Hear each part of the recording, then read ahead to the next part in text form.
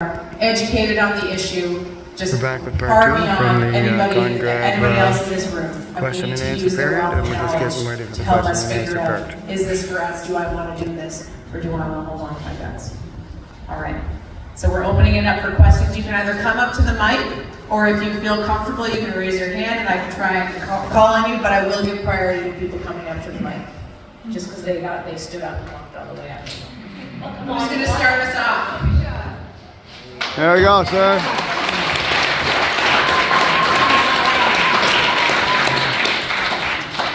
Can you hear me? Yeah. All right. I'm Stan Lane. I'm a 30-year military veteran. When I got into the military... Yeah! Thank you! The kids got away from me just because I want to keep my edge in shooting. My question is to the CCFR and the Conservative Caucus. Has there ever been any thought of gathering our chiefs of police nationally together and saying, hey, we're going to do something about this, like a general strike? Can you imagine if all the cops in the country went on a general strike? This kind of thing would be done. I'm just wondering if anything has been done like that, trying to get all the chiefs of police together. Good question. Great question. That's a good question. Thank you, and thank you for your service.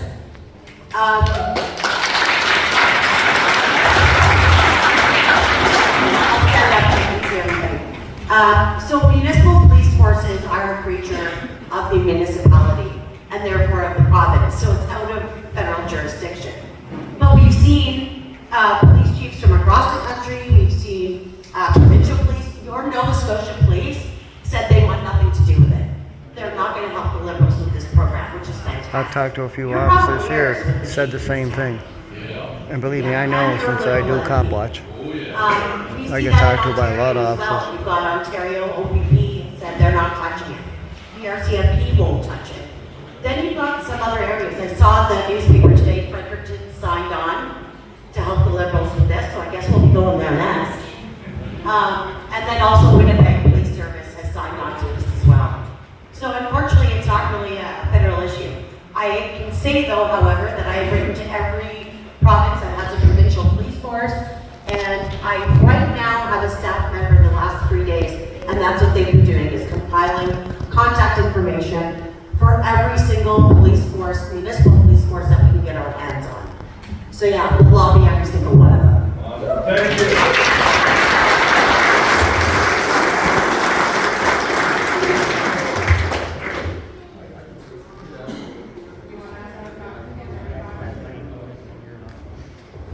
Yeah, because the question was directed at CCFR and the Conservative Caucus, look, our leader, Pierre Poilievre, has been abundantly clear on this, and frankly, I just love the way that he has handled this issue. I have complete confidence in Pierre. He's asked me and tasked me with part of that firearms file, and look, is it a good idea to get everybody on the same page? Look, I think we're almost there when it comes to the public support. I even saw an article in the Toronto Star questioning what the Liberals were doing, the Toronto Star, questioning what the Liberals are actually doing on this. So I think there's a few people that are still, like here in Cape Breton, and Tracy mentioned Winnipeg and Fredericton. But look, I'm from Alberta, man. My premier's been absolutely clear. We're not going to do this. This is Saskatchewan.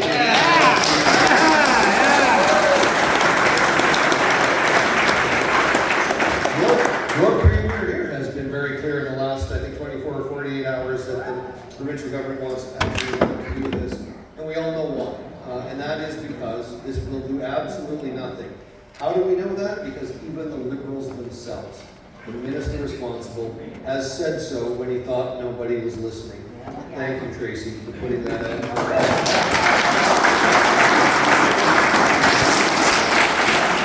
Whether it's the Association of Police Chiefs, I don't have a problem with police chiefs, generally speaking, but it's actually the police associations, the frontline officers, who've actually been the most vocal about this, and I want to thank each and every one of them. Our officers here are not allowed to say nothing. They get reprimanded. Officially, they have no comment. Comment that I would just like to add to that is somebody who's knocked on thousands of doors recently. after coming through an election, and I campaigned for 3 years essentially. The police officers are our supporters, right? They stand with us on this issue, and I know that being on the ground, belly to belly on the doorsteps, and talking to these people day in and day out. I mean, their frustration really is the bail policies, and that's where they see the issue. So they're with us on this issue. I just wanted to add that.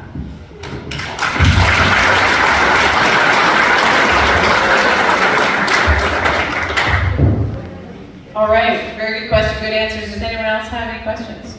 Do you want to yell? Sure. Okay. I don't see any Indigenous voice in the panel. Has anybody found a contact? I can take that one.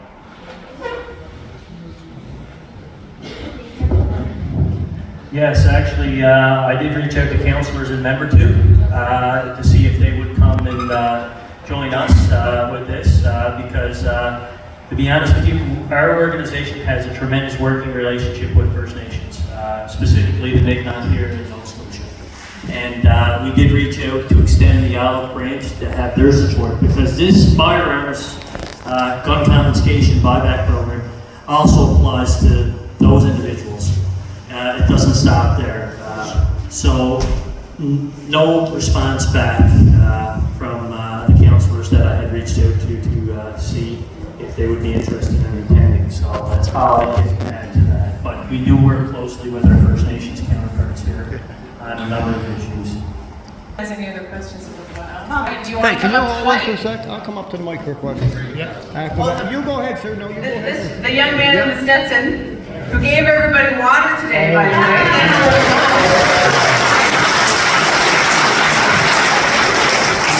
I'm Simon Lee. Pardon my grammar or anything else since it's not my first language.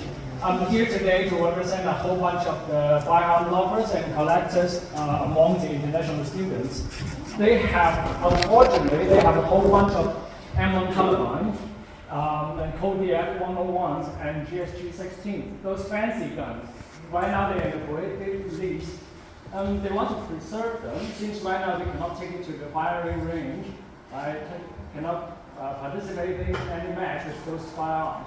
So is there any way for them to have a longer term to preserve their firearms? Like maybe like shipping it to Alberta? Oh, go ahead.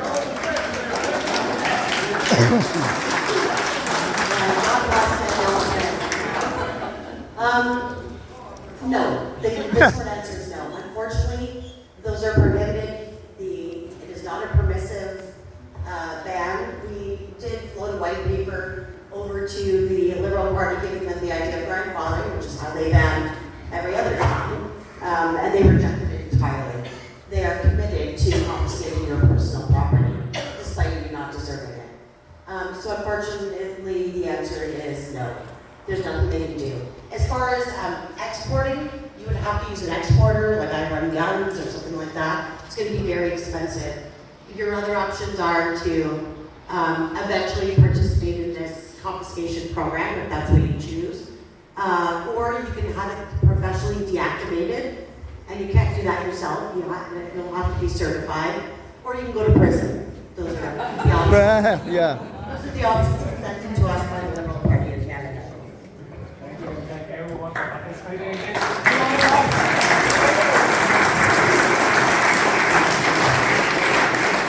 Those are your options, and it's a totally voluntary program, right, Tracy? All right, I did see another hand. Yes, sir. Do you want to go up to the mic there? Okay. Well, actually, it's a question about, I heard somewhere they were talking about something out of Match 22, like the old plastic ones, where you put the shells down the barrel and hold 14 shells or whatever. Are they taking those because they're looking for any magazines with those 4 shells in the clip? Are they going to take those 22s or any other guns that are being top loaded? Good question. Just to be perfectly clear, there isn't a gun in this country that's safe. So you'll remember the first list came out in May of 2020, and it had the AR-15 and a bunch of other stuff. And we all thought, oh, that's terrible. Since then, they have banned thousands of more guns. So if you own a gun that isn't on the ban list right now, it'll get there. Just give it some time. Yeah, there isn't a gun you own that's safe. Yeah, but I just wondering, is that on the ban list for somebody who hasn't turned it in before the time? I don't It's know not on the what's list there. now. Okay.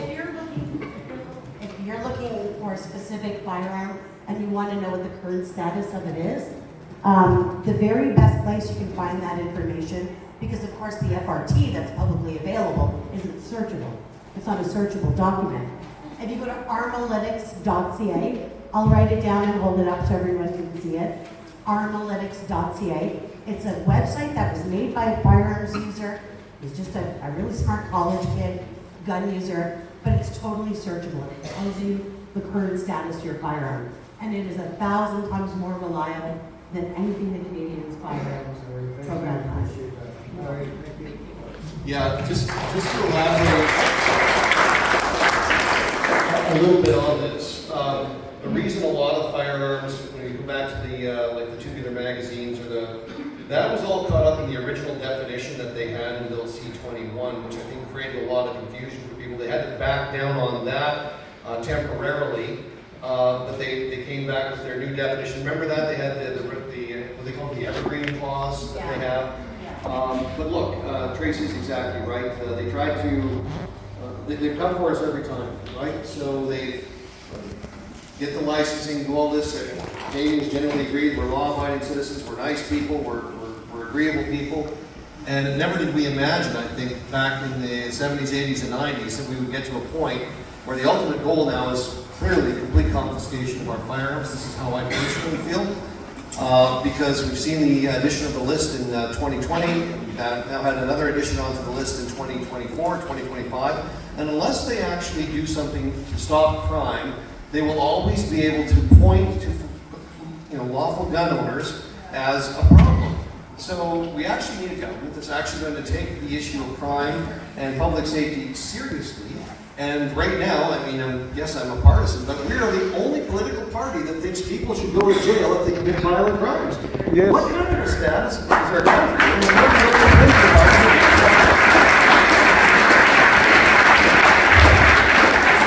So the question about whether or not your firearm is on the list, it's either yes or not yet. Right, that's a good answer, yes. That's a perfect answer.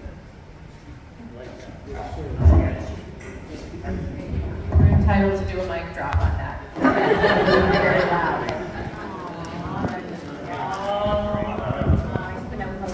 What's your question, little fella? Future hunter. Other owners, not necessarily applying to myself. Since we have legal advice here, what should people do in the event that a loved one passes away with programs? With what? Oh, sir. Really? So if you have a loved one in your home that passes away who owns pro-hips, the answer is absolutely nothing.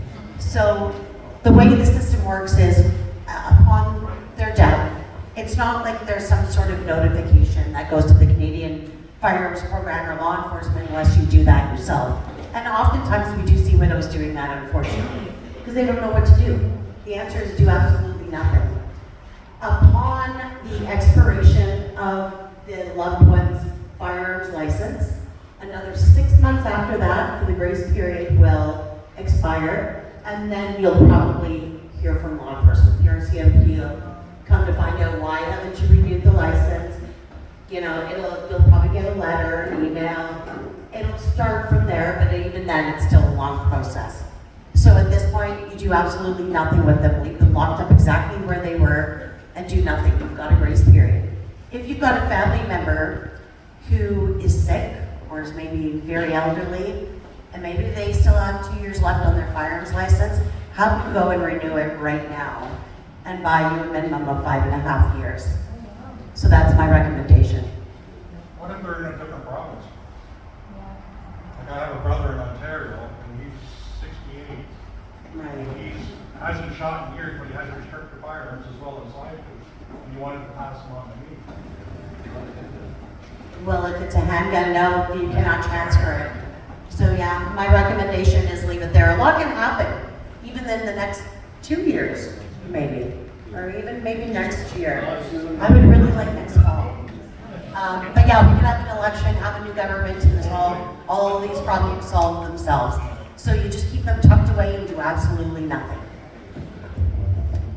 Just to add to that briefly, and I think that's absolutely correct, but the most important thing, and we haven't really talked about the amnesty period yet, but fundamentally, everyone in this room, Hi, big guy. with this trial, the answer is do nothing, do not comply. You're under no obligation right now. So for those who are unclear what I mean, the amnesty period is the period in which the prohibited firearms are not going to be essentially a criminal if you're in possession of them until that period expires.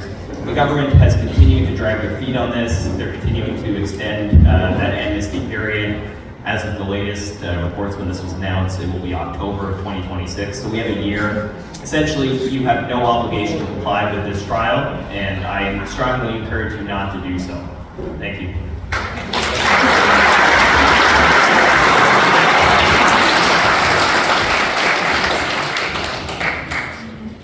All right, thank you very much, guys. And so just to note, we've been joined at the head table here, it makes it sound like a wedding, at the head table here by John Campbell. John Campbell is the owner operator of the Bullet Box, which John not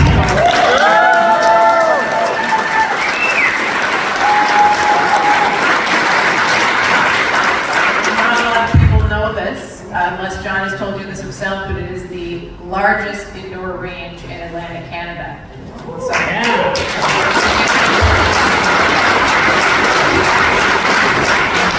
so that's a significant Cape Breton business. John invested a lot of money in that building, that beautiful, beautiful range. And I mean, I don't want to say that it's at risk, but certainly it feels like everything we have here is under attack. So, all right. So, does anyone else want to come up to the mic and ask a question? John. Yes. John would like to say. Oh, wonderful. Okay, great. Sorry, sir. Just give us a moment here.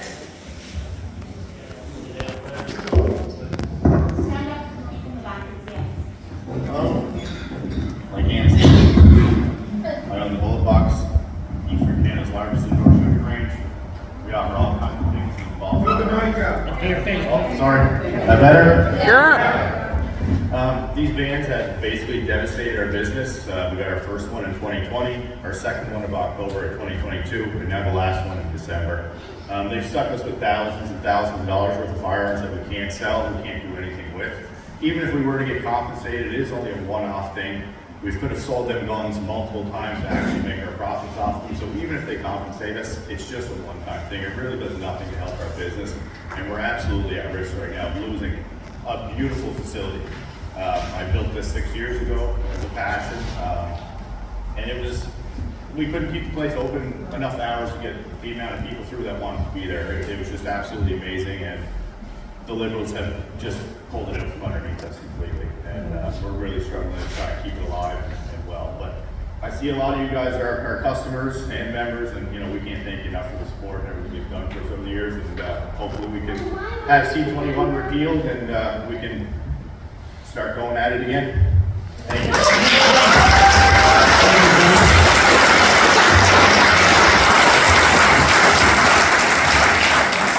All right. And John, just out of curiosity, how many employees do you have? We had 8. Yeah. So at the height of your business success, which should have continued, you had 8 employees, 8 Cape Bretoners employed in your business. Associated Industries. Circuit a little break there. I had to put the phone down. Sorry, sir. Who's next? Well, you had a chance. You had a chance. Can we get back to you? You, sir? I know this guy.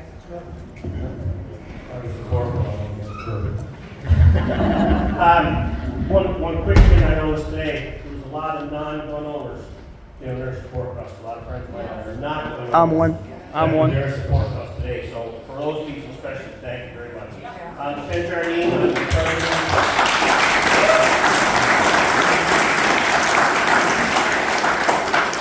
I'm the president of the Highland Highwaymen, Cowboy Men, the shooters. We're the real scary people. We got the handguns. I shoot blanks, I shoot balloons. You know, and we're the bad guys, right? So, Yeah. I just got a question. Best premier in the country, in Alberta. She should run for prime minister. Lawyer, right? So our firearms are under provincial purview as far as it's federal regulation, but it's run by the province, right? Because you got your chief firearms officer, provincial, and that. She said she'd come out, they did a thing where they told all the police chiefs, if you want to collect firearms from Canadians, you're going to need a permit from the province. Good luck getting it, because the head of the Justice Department, who the CFO works for me, and I can tell you right now, we're not issuing it. Why can't our conservative government of Nova Scotia do that? Shut that, our esteemed fire police chief down. Why can't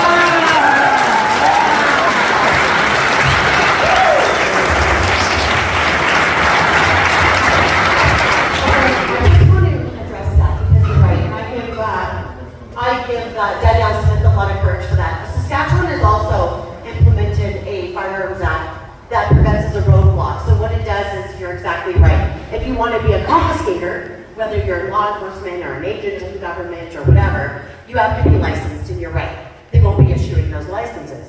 And that's great. But the problem is, that'll stop confiscations, but it doesn't stop the criminality when they When I get a break, I'm going to stop this and so Alberta gun owners continue and with Saskatchewan part gun 3. owners